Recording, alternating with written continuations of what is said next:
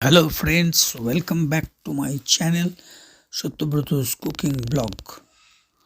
এখানে দেড়খানা পেঁয়াজ আর চার কোয়া রসুন পেস্ট করা হচ্ছে আলাদা করে, আর টমেটোটাকে আলাদা করে পেস্ট করা। পিন্ডি ছোলা সেদ্ধ হয়ে গেছে, 3টে প্রেসার, খাবার সোডা দিয়ে। এটা হচ্ছে পেঁয়াজ আর রসুনের পেস্ট, একটু বাটিতে ঢালা হলো। এবার একটা টমেটো পেস্ট করা হবে।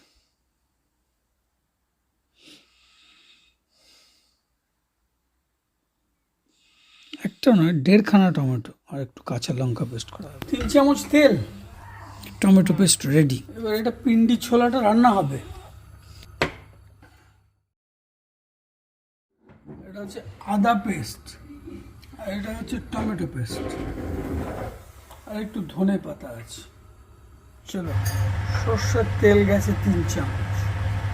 কি নেওয়া হয়েছে এখানে? 1 চামচ জিরে গুঁড়ো, 1 চামচ শুকনো লঙ্কার গুঁড়ো, 1 চামচ ধনে গুঁড়ো, আর কাশ্মীরি লঙ্কার গুঁড়োটা দাওনি, দিয়েছো? হ্যাঁ, চাট মশলা দিয়েছো না? ম্যাঙ্গো।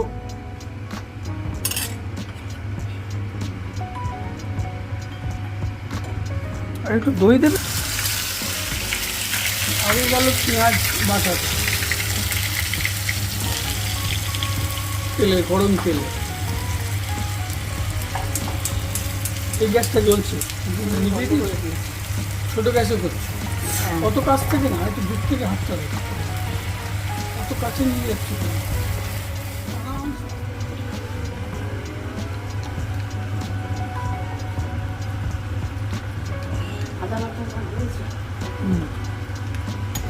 এবার যাচ্ছে আদা বাটা।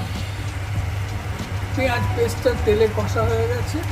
এবার 1 চামচ আদা বাটা পড়ছে। প্রায় 250 থেকে 300 গ্রাম কাবলি ছোলা রান্না হচ্ছে। এই মতো পরিমাণ মতো দেড়খানা পেঁয়াজ পেস্ট করা হয়েছে, আর 5-6টা রসুনের কোয়া, আর 1 চামচ আদা দিয়ে এবার এটাকে তেলের মধ্যে বেশ করে কষা হচ্ছে, নাড়াচাড়া চলছে। জলটা যখন আস্তে আস্তে মরে যাবে, যখন তেলটা আস্তে আস্তে রিলিজ হয়ে আসবে, তখন যাবে টমেটো পেস্ট একটু পরে।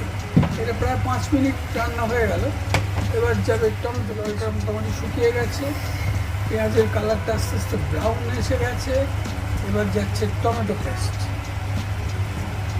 এটা দিয়ে আরও 5 মিনিট নাড়ানাড়ি করতে হবে। তারপরে নুন, চিনি, তারপরে এই পাউডার পেস্ট যেটা বানানো হলো, জিরে, ধনে, শুকনো লঙ্কা গুঁড়ো, কাশ্মীরি লঙ্কার গুঁড়ো, চাট মশলা। এবার যাচ্ছে নুন 1 চামচ। দিয়ে দাও।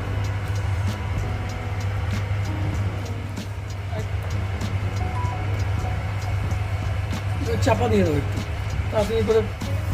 এই মশলাটা পড়ে গেল, পাউডারটা পেস্ট করা পাউডারটা পড়ে গেছে। এটা আরও 5 মিনিট পেস্ট করবে। Please don't forget to subscribe my channel.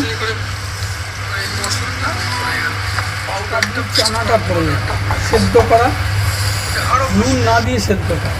Please like, share and comment. তোমরা একটু চায়ের লিকার দিয়ে চ্যানেলটাকে সাপোর্ট করো। তাই জন্য কালারটা একটু ডিপ ব্রাউন কালার এসছে। পিন্ডি ছোলে, অমৃতসরী পিন্ডি ছোলে,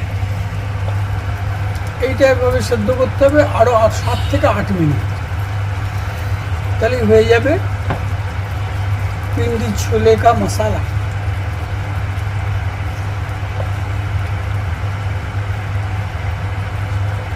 নামানোর সময় একটু গরম মশলা দিয়ে নামিয়ে নিবি। এবার কালারটা আস্তে আস্তে ছাড়বে,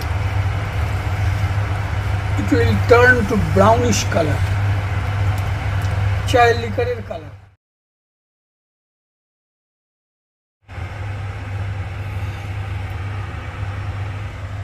হচ্ছে তরকা তৈরি।